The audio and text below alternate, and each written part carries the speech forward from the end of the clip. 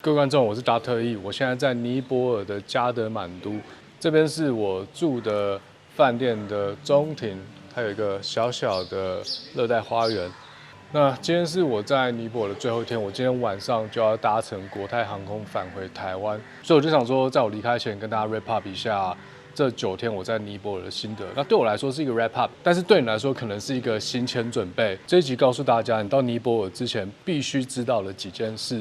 包括入境、签证、通讯你的 SIM 卡怎么办，还有交通车怎么叫，跨城市怎么移动。如果是要报团的话，怎么报比较便宜？吃的喝的要知道哪些事情？旅馆怎么订可以拿到比较优惠的价格？还有哪些我觉得是必带的东西，是我的个人建议。再加上中间我对我自己的行李做了怎样的调整，还有我所有的拍摄设备，在这个旅行过程中是怎么优化的。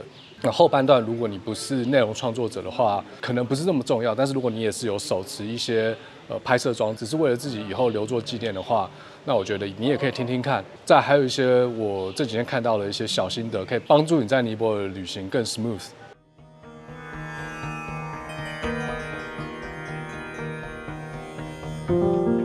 首先，第一个是签证，尼泊尔是落地签，分为15天、30天和90天。那我这次待的只有9天，所以我申请的是15天的签证。15天的签证要价30块美金。虽然说它是落地签，但是在你抵达那天之前的15天要上网去申请。这个表里面包括个人资讯，还有护照上面的一些资讯。送出之后把它印下来。那印下来这张表在当天要入境的时候会需要。那除了这张表之外，台湾人还需要另外一张表，那也一样是在官网下载得到。那这个连结我放在资讯栏。这张表只有台湾人要，或者是我不知道还有其他哪些国家要，但是至少台湾人是需要这张表的。我猜中国人可能就不需要，这可能跟政治有关系。那除了这2张表之外，每个人还要携带2张2寸照片，这很重要，这照片一定要带。有1张是到时候缴交签证的时候要用到的，然后第2张是办手机的时候要用到的，这个后面有在讲。那你抵达加德满都国际机场之后呢？那我是从加德满都入境，我不知道还有其他什么机场可以入境。至少我搭乘的是国泰航空，从台北然后香港转到加德满都。另外一班我查到的是泰航，就是在曼谷转。但是国泰这一班，我觉得它转机的时间是比较好的，它比较有效率，但是没有差多少，就看个人。如果你个人是哪一家的会员，那你就用哪一家这样。那至少我到的时候是大概晚上9点多，那就带着这张表。在关口左边有个地方是要先缴费，拿着这个表去缴费之后，缴30块美金，之后就可以通关了。那至少我在通关的时候是没有受到任何的刁难，就一下就出去了。那另外一个可以跟大家提的是，在入关之前，就在缴费之前呢，它旁边有一个 exchange， 就是换汇的地方。然后包括还有一台 ATM， 你可以用 ATM 领，但 ATM 一定要跟你收手续费。我看到有很多老外是用 ATM 领，因为我有一张徐袜子的卡，也可以在 ATM 领，它可以直接免掉手续费。可是我那时候一直在操作，我就觉得它好像没有一个选项是可以让我免掉手续费的。但这边我就不多讲了。如果你是徐外投资账户的持有者，你可以试试看。但是我后来决定是用换汇的。但是这边这家换汇的点呢，我不是很推荐，你可能可以先换个50块美金或者是25块美金就好。那这个钱已经够你从机场移动到加德满都你住的地方。那为什么我说不要在这边换汇嘞？因为这边的汇率不好。这边汇率你乍看之下很好，但是它每100块美金要跟你收好像是5%的 commission。那总之，如果大家要换比较多钱的话，建议去加德满都、塔米尔或者说泰米尔区那边有非常多当地的exchange。那它不会收手续费，那但是它汇率会差一点点，但是跟机场这家比的话，已经好非常多了，所以建议大家不要在机场换，只要换一点点，让你够坐车就好。那在出关之后呢，第一件事就是办 SIM 卡。你大部分人旅游现在都需要网络嘛，至少可以用 GPS， 可以用 Google Map， 或者是查一些景点资讯等等，或者是订 hotel 或者订行程。那它有2家电信公司，那我用的是 Ncell， 应该是比较便宜的，这一家它有2种方案，一个是999卢比，这就是1000卢比啦，因为他们货币也没有1块钱，999是等于1000，大概是250块台币，50G 的流量，然后他还注明说看 YouTube 和看抖音是不算在流量里面，那我不知道这个是为什么要这样独立算。那另外一个方案是100G 的这个流量，然后它要价是1500卢比，所以它是2倍流量，但是不用2倍收费，不用2倍的费用。可是呢，我建议办999就好，因为这边的网络非常慢，你根本就用不到100G，除非你是超级需要网络的内容创作者，或者是你要待很久，就是30天。那像我只有待9天，我觉得50G 我根本用不完，因为中间好多地方根本就没有网络。那回来旅馆之后嘞，也会用旅馆的网络或者是咖啡店网络，所以这个4G 根本就用不到。它是4G，它不是5G，而且有时候有些地方只有3G，是非常非常慢的，所以我建议大家办999就好。还有刚刚有提到，为什么要多带一张2寸照片？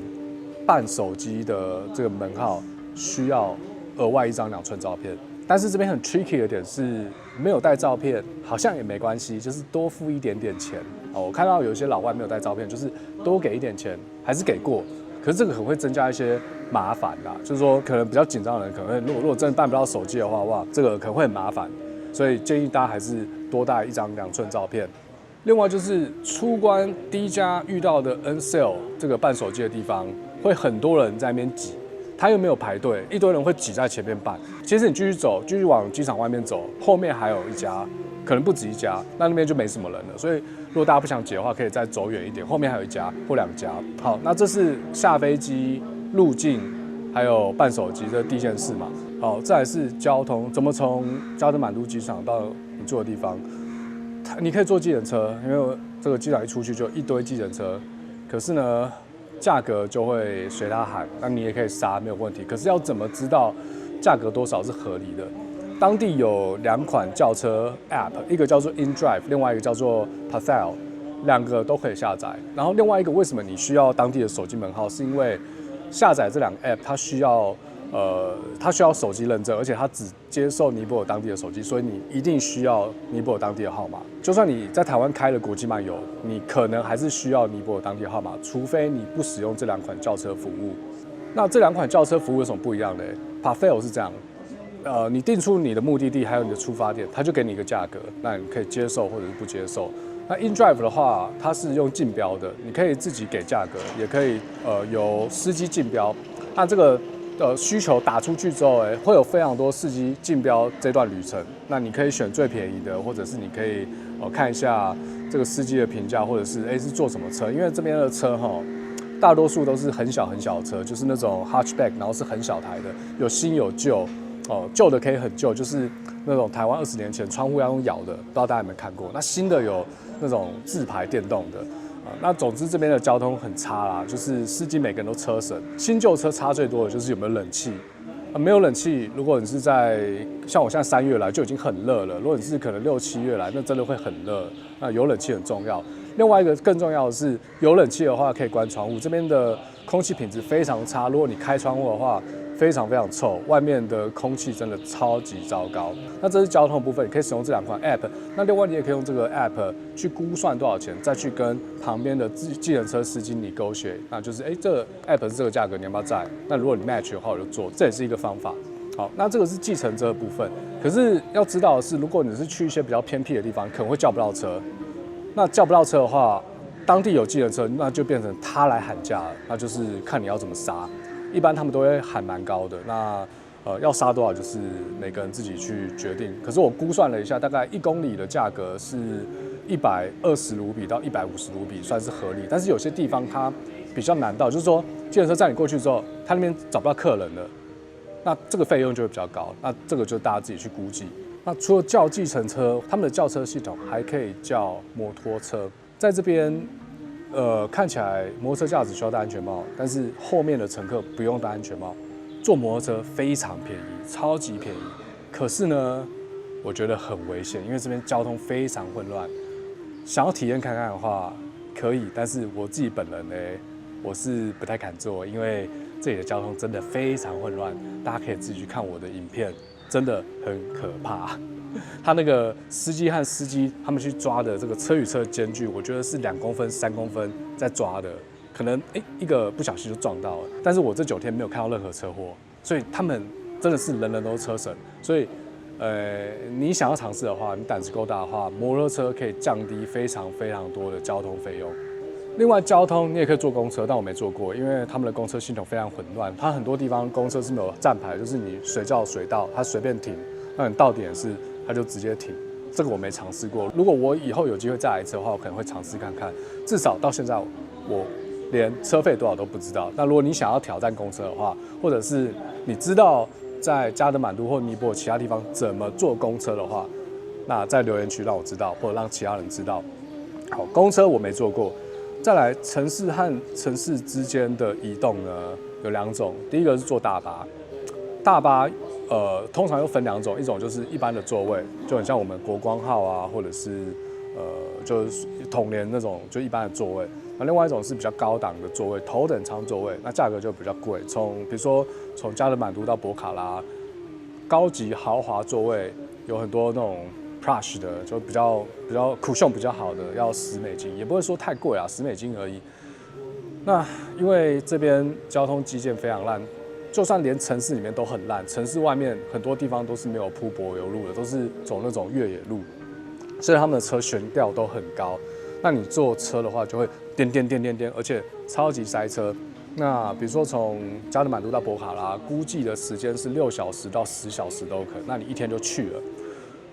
所以呢，坐巴士以外的选择就是坐飞机。他们当地有几间就是尼泊尔的航空公司，比如说 Yeti 或者是布达猴主航空有猴主庇佑的航空。猴主航空我觉得它飞机比较好，但是价格就不一定。当地人价格跟外国人价格是不一样的。从加德满都坐到博卡拉，我的机票单程价格是大概$100左右，很近哦，25分钟就到了。博卡拉距离加德满都只有200公里，在台湾开车不算塞车的话，不到2个小时就到了。但是刚才说坐大巴至少6小时，坐飞机起飞下来大概25分钟到30分钟。可是飞机有一个坏处就是它有可能会 delay。如果大家上网查，很多人都会说哇，这个飞机有可能 delay 2小时、3小时、4小时都有可能。但只要它起飞降落就是25分钟。另外可以提的是，它是螺旋桨飞机，我自己是觉得算蛮安全的啦。那如果你有concern的话，你就搭大巴，你就用时间去换啊，时间去换。那关于飞机到底会不会 delay 这件事，至少我这次从加德满都坐到博卡拉，又从博卡拉坐回来都没有 delay， 甚至我从博卡拉坐回来还被提前了啊。它这个系统很奇怪，我从博卡拉回加德满都飞机订的是8点半，但是我8点前就到了，他就把我的座位移到8点那班飞机，因为8点那班飞机没有满，这是我第一次遇到这种状况。不过对我来说也好，就是我可以提早回到加德满都，而且确定8点那一班是没有 delay 的，就至少这2趟我都没有遇到 delay， 而且它时间还蛮准的。它在机票上面打8点，就是 boarding pass 打8点，它就是8点准时8点放人进去。那当然可能8点20才会起飞，或者是如果比较塞的话就8点半。但对我来说这就已经蛮满足了，至少它没有 delay 3小时、4小时。可是我不能保证你做就绝对不会 delay， 只是至少我感觉到的，就是我前后那几班飞机，我去看其他的 gate，delay 的情况没有网络上讲那么严重，所以如果跨城市旅行坐飞机，我觉得是一个不错的选择啊。那当然还有经济考量，因为它单程就100了，那来回就200块美金，也不算便宜。那怎么订飞机呢？有3种方法，你可以在网络上订，我就是直接从官网订。第二个是你可以找旅行社订，就是当地的旅行社，在泰米尔区，就是加德满都泰米尔区有超级多旅行社，他们都可以帮你订。就是如果你直接英文讲，或甚至有些旅行社讲中文可以通，你可以请旅行社订。那第3个就是直接到机场窗口买，我觉得这个真的很屌，因为他们国内线班机很像是在坐公车，它有各大航空公司的机场，直接买就可以坐了。那直接买的坏处就是，你如果这班已经满了，你可能就要买下班，你就可能就要花比较多时间在机场等待啊。这是机票的部分。那既然讲到交通，我就稍微讲一下，在城市里面，如果你有好几个景点要去，除了叫计程车从 A 点到 B 点，然后再从 B 点叫计程车到C 点之外，还有什么选择？在加德满都和在博卡拉，加德满都的泰米尔区有非常多的 travel agency， 你可以直接进去跟他包车，就说今天我要去大佛塔，然后烧尸庙、猴庙，然后再来加德满都的杜巴广场，我4个点一次要同一天全破，这是有可能的。可是如果你用叫计程车的，会比较难。如果你真的时间不够的话，你只有请5天加6天假要来这边，你可以直接去旅行社跟他包车。包车价格我不确定，这要自己谈，但是至少会比坐计程车，我觉得有可能会便宜。那司机他会在某个地方等，那你这边看完，他就直接载你到下一个点，或是你也可以直接在网络上，我不知道台湾可能是 KK Travel， 或者是也可以用 TripAdvisor， 然后 Expedia、Booking.com， 他们都有在网络上卖行程。可是就我当地 agency 问的结果嘞，你在网络上买一定是比较贵，而且可以贵很多。像你在网络上买的那些行程，它网络上的 agency 它也是在外包给专门发车的公司，所以就变成说，如果你在 local 买的话，它可能价差没有这么大，因为旁边好几家 agency， 你这家不要，你可以杀价，杀了你满意。啊，如果这个价格你不要，你就去别家买，因为他们很竞争啊，所以直接在当地找 agency 可以拿到比较好的价格。那这个就是因人而异。如果你觉得一定在去之前就要所有都 plan 好，你比较安心的话，那你大概就是可以在 TripAdvisor 或者是网络上的这些 agency 先把它定好。如果你这个人比较 flexible， 你可以接受一些uncertainty 的话，你当然也可以当地定。但是就我看来，在当地直接买是没有问题的。你隔天要什么东西，你隔天要去哪，前一天去订，几乎都会有。好，那这个是 travel 还有报团的部分。旅游嘞，还有另外一部分就是导游，像有些景点就是那些世界文化遗产那些很古老的庙宇或者是杜巴广场，他买票之后旁边都会有导游，那些导游自己会来 approach， 就是比如说问我要多少钱。就是问我说，1000块卢比，1500卢比，给你导览1个小时、1个半小时，你要不要？那这个东西呢，就是自己决定要不要。像我看欧美客，他们几乎都是直接参加 travel agency， 就是一个导游带了一群人，这是一种方式。那如果你自己去的话，那就是去请这个售票处旁边的导游。这个导游的品质就很不一定了。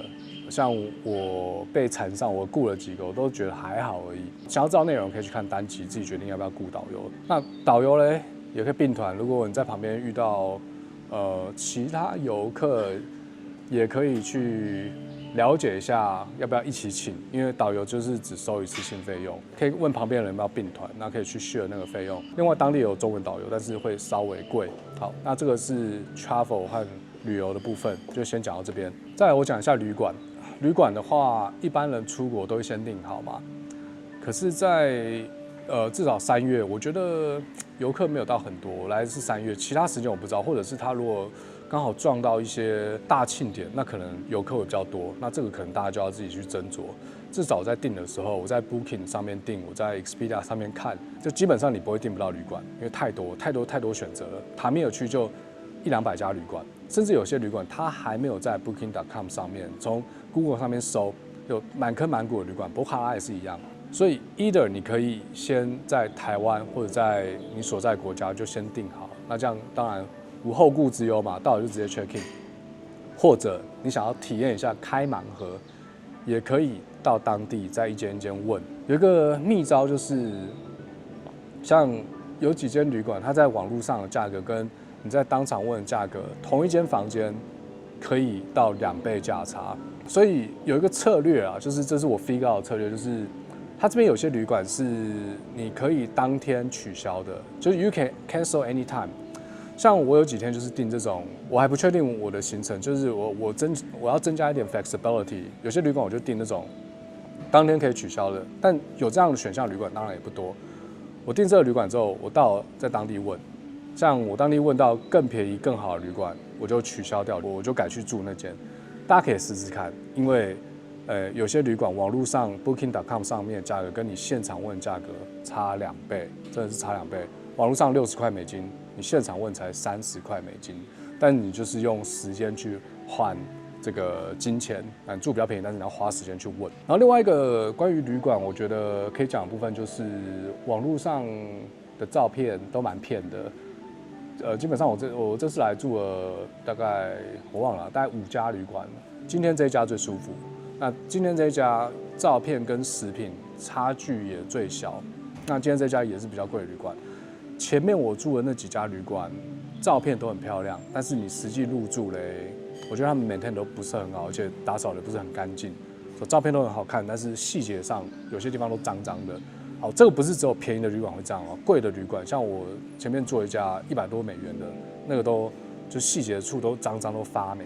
所以另外一个你当地问的好处就是，至少你可以先看房间，看了房间再决定要不要住，而且还可以杀价。再来，旅馆另外一个要注意的就是，如果你是在网络上订，你可以稍微看一下 review。我觉得最重要一个就是它的水压和水温稳不稳。这边有住到几间旅馆，就是他们淋浴的这个水都很不稳定，一下冷一下热，或者是它没有热水。可是没有热水还好，因为3月蛮热的。重点是我遇到一家没有冷水的，那个水超级烫，我不知道这样到底要怎么洗，没有冷水哦，没有冷水怎么洗啊？超级烫啊！但我后来有 figure out 方法，就大家自己回去看我的单集。好，那所以旅馆部分我就讲到这边。首先，你有一些选项就是可以在当地再订，然后如果你要先订的话，你去 review 那边看一下它的人家抱怨的点，那干不干净，然后水温稳不稳，这是一个蛮重要的地方。好，还有不要相信照片，照片可能都是假的。好，再来下一个，我觉得大家最想知道的就是在这边卫生条件到底怎么样。我觉得啦 ，long story short， 我在尼泊尔9天，我有落晒，但是那个不是真的落晒，是我个人吃到太辣的东西会落晒。可是如果你要说食物中毒，我完全没有碰到。简单来说，我觉得不管是环境还是饮食，尼泊尔对比印度，可以说是干净版的印度，而且是干净非常多的印度。所以如果大家想去体验这种印度教文化的地方，尼泊尔是一个很好入门的地方，因为它真的比印度干净非常多，不管是吃的还是整体街道的环境。那当然，如果以台湾的标准来说，它也是比较脏，也是有很多垃圾，而且尘土飞扬，那至少空气品质也很差。但是如果我是以吃来说，很多街边小吃老板都有戴手套，而且我吃到现在也没有落腮，这已经是我最后一天了，我今天应该是不会落腮。但是一定要买瓶装水。我是没有喝过他们这边非瓶装水的水，还是一定要喝瓶装水。他们可能当地人也是喝瓶装水，到处都有卖，到处都有卖瓶装水，所以你不用担心说 ，OK， 你这个水喝完了，然后你走一走，口渴没有水喝怎么办？几乎到处都有瓶装水。他们的那种杂货店到处都是，到处都有杂货店，除非你要去比较冷门的地方或是比较偏僻的地方，那我就不知道了。加德满都到处都是杂货店，到处都有卖水。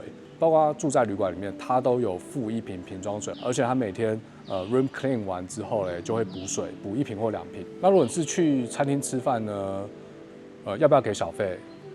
这边是不用给小费的。当然，如果你觉得用餐的气氛很好，然后他们服务很好，也可以给小费。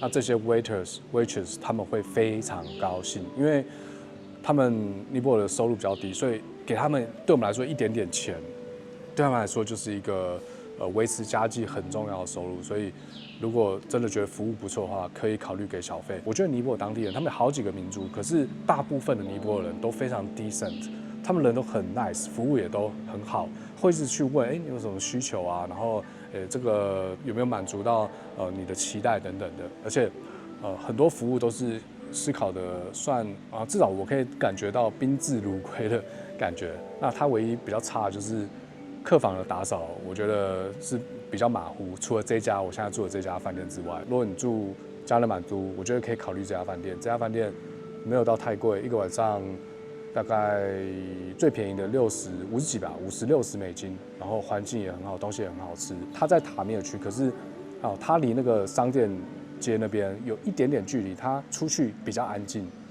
所以喜欢安静的地方，睡眠需要比较安静的环境的人，然后又不想要离商业区太远的人，可以考虑这家饭店，叫做 Hotel Thrive。那详细资讯我放在资讯栏，大家可以考虑一下，不会太贵，但是它是我这趟尼泊尔之行最干净的一间饭店。好，再来卫生的部分呢，我觉得几个必带的东西啦。第一个是防蚊液，尤其是如果你去比较加德满都以外的地方。不管是帕坦、巴德冈，或者是博卡拉、兰皮尼，在乡间比较乡下的地方有超级多蚊子，超级多蚊子。所以第一个防蚊液要带，再来干洗手，干洗手要带，就说吃饭之前稍微洗一下，会比较安全。虽然说我到现在都没有落晒，可是因为我都有用干洗手，你就带一小瓶干洗手在背包里面。好，再来第3个酒精棉片，我几乎半天会擦一次手机，还有我所有的拍摄设备。哦，因为这边空气污染实在是太严重了。哦，加上尼泊尔的钱都烂烂的，都脏脏烂烂，就是像台湾常常拿的就是新钞嘛，可是尼泊尔这边几乎都是旧钞票。哦，拿了之后就是手很不舒服啊，所以我拿了钱，然后我再拿我这些手机、摄影设备，我都会用酒精棉片稍微擦拭一下，把它擦干净。再来药品的部分，止泻药、头痛药、感冒药、发泡锭、维他命发泡锭、OK 棒，我觉得都要带在身上。至少像现在我是有点感冒的状态，我这次来第1天，在台北要上飞机，我就有点感冒了，然后我吃了一些发泡锭，第2天压下来。然后第4天我又觉得快要压起来，我又吃了感冒药，我直接吃感冒药，然后吃发泡锭，又压下来，隔天就没事了。然后我昨天一起来，我就觉得，干，我的喉咙又快爆了，所以我又马上吃了感冒药。但是我昨天这次就没有压下来，像我现在声音就卡卡的，而且我现在整个都鼻塞。我在想是不是昨天去了烧寺庙，那个空气真的是超级差，全部都是那种烧炭、烧东西、烧尸体的味道，全部灌到我鼻腔里面。在加德满都或者在尼泊尔的很多地方走1天，那个鼻子里面的鼻屎全部都是黑色的，所以这也是这个清洁用品要带好，尤其是女生。那洗脸啊，这个干洗手啊，像我还有带湿纸巾啊，SJJ 湿纸巾，嘉豪旅游必备。我这次也带了湿纸巾，我带了2包。那它的一些杂货店和商店也都有卖，就是如果你不够用的话，也可以去商店买。湿纸巾很重要，因为真的有些地方蛮脏的，就是把手和脚擦干净，用餐啊或者是一些卫生方面还是会比较安心。最后跟大家稍微聊一下装备或者是要带什么衣服。我这一趟带的衣服有一半没穿到，我带了3件长袖吧，3月3件长袖，没有下雨，这几天都没有下雨，完全穿不到。我还带了一件那种防水的外套，就我滑雪用的。完全没有穿到，全部放在饭店旅馆里面。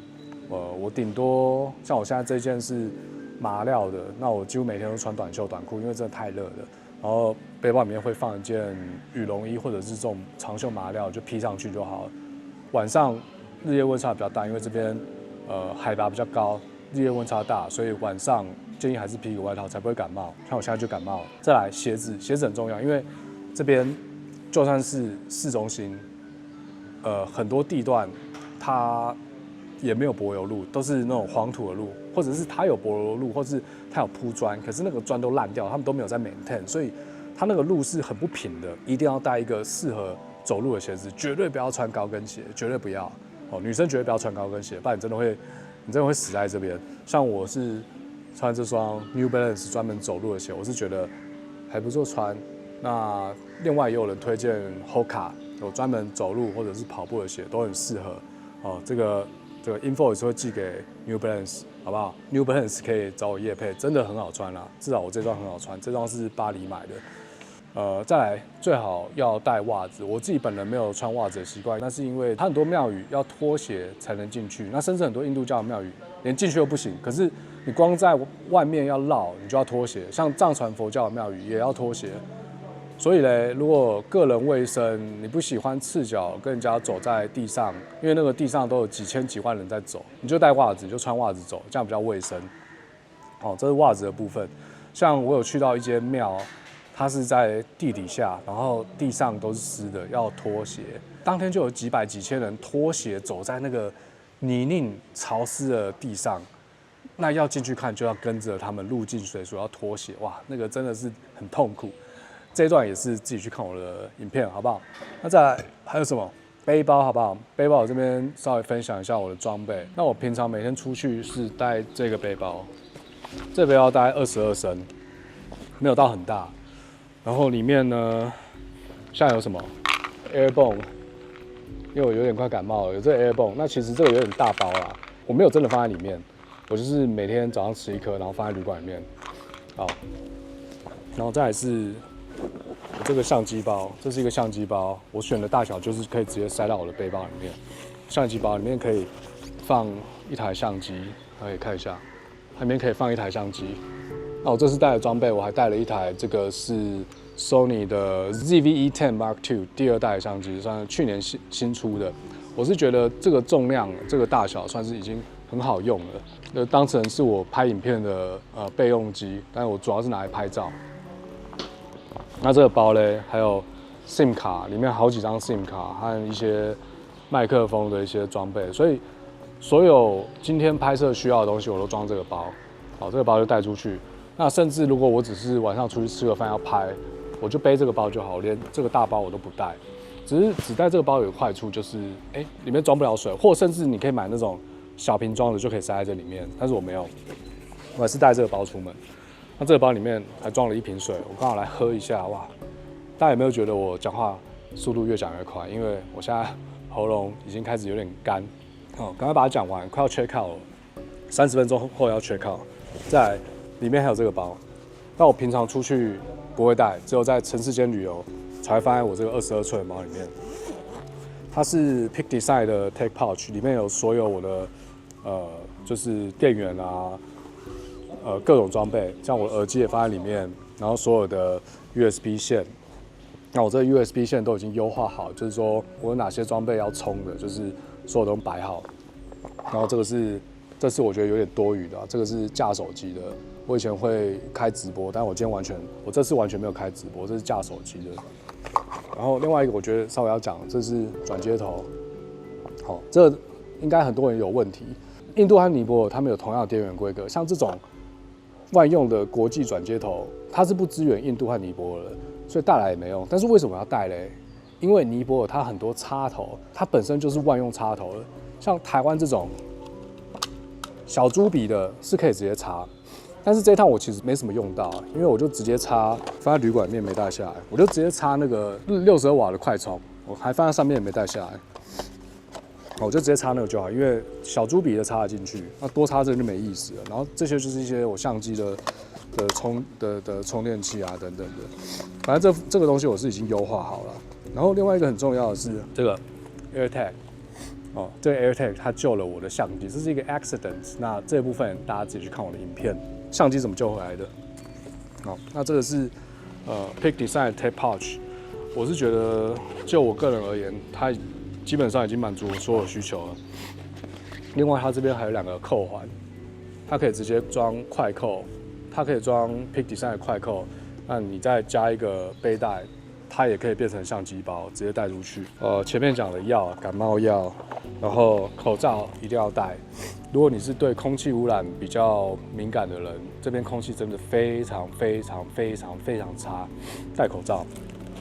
像我这几天都没戴口罩，但是我昨天去烧寺庙，我真的忍不住，我就是全程戴口罩，因为空气真的太差了。我现在都还在流鼻水。然后再来，这是我的护照夹，这是我护照夹，然后。有一支笔，然后这个一些信用卡白证、邮票，还有里面放美金，然后一样这边有一个 AirTag， 如果真的不见的话，说不定还有一点机会可以找回来。好，这我的护照夹也是做过优化的，比较好收。好，那其他应该就没什么了。然后这个背包嘞，这背包其实这是我上班用了，也不是说对旅行优化。护唇膏，然后一个这个充电宝，行动电源啊。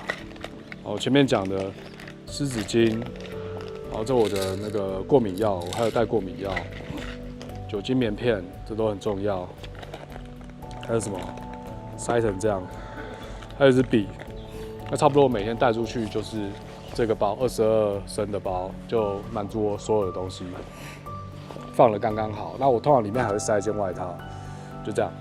那除了这个22升的包呢，我的衣服是放在一个58升的登山后背包里面，但是我现在没有带下来，在我房间里面，我现在快要 check out 了。